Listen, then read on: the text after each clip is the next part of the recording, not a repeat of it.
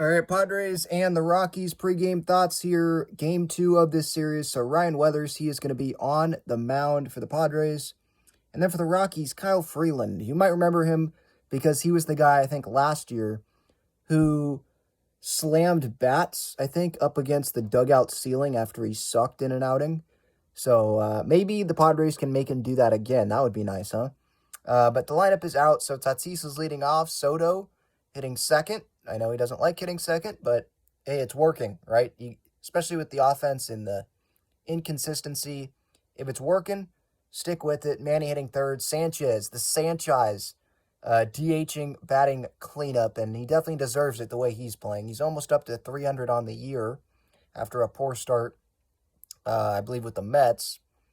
And he has 5 home runs already. 5 home runs. All of them, obviously, with the Padres. 11 runs driven in.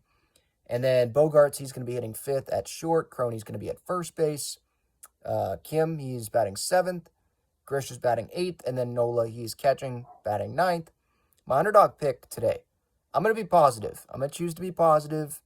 I'm going to go Austin Nola. You don't have to do this, but I'm going to go Nola, half a hit. I think it's half a hit, or it's either half a single or half a hit, whatever.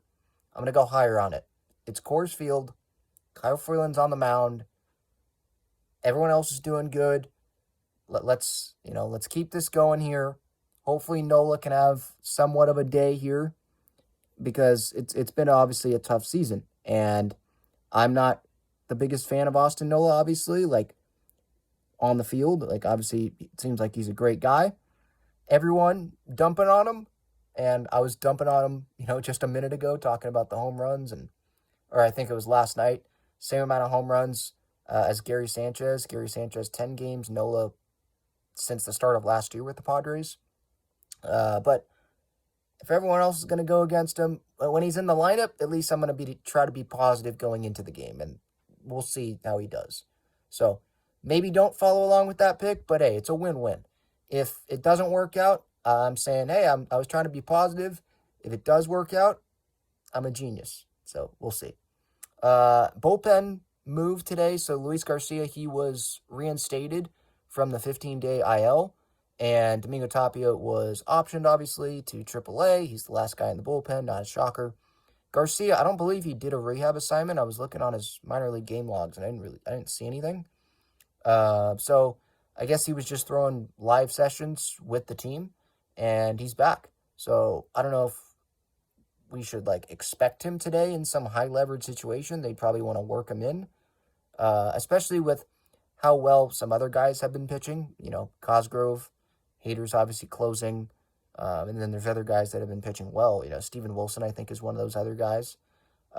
So maybe he's not put in 8th inning situation, but I think the Padres, they want to try to work him back to getting into that spot. So we'll see how long that takes, working him back to get into those high-leverage situations. So can the Padres make it 3 in a row? Can we make this a real winning streak here? 2 in a row, okay.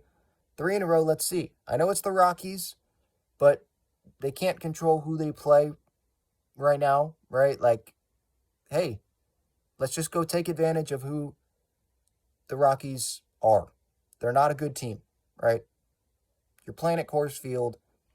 Go score 9 runs again. I think last night was the first time all year they've had back-to-back games with at least 9 runs. Go do that again. I'm not expecting them to. I think we should expect them to score at least 3 or 4 runs. But hey, 9 runs would be really nice, that's for sure. So it's a little after noon is the start. I don't know why Colorado chose to do a day game start because the NBA Finals aren't. I was thinking maybe NBA Finals, the Nuggets playing at night. I understand that, but NBA Finals aren't today, so that's kind of weird to have a day game. Usually I think the Rockies have the night games on Saturdays, but they're going with the back-to-back day games.